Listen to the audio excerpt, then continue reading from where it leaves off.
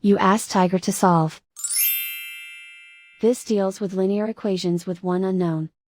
The final result is k equals -17/11. Let's solve it step by step. Simplify the expression. Expand the parentheses.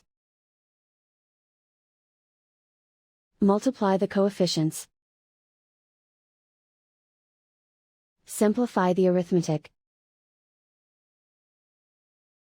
Expand the parentheses. Multiply the coefficients. Simplify the arithmetic.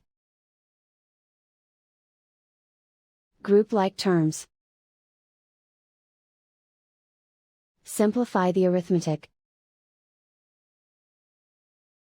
Group all constants on the right side of the equation. Subtract 34 from both sides.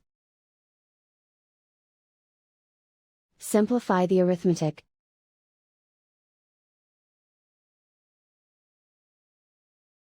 Isolate the k. Divide both sides by 22.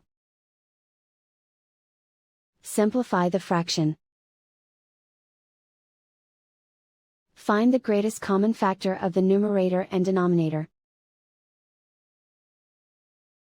Factor out and cancel the greatest common factor.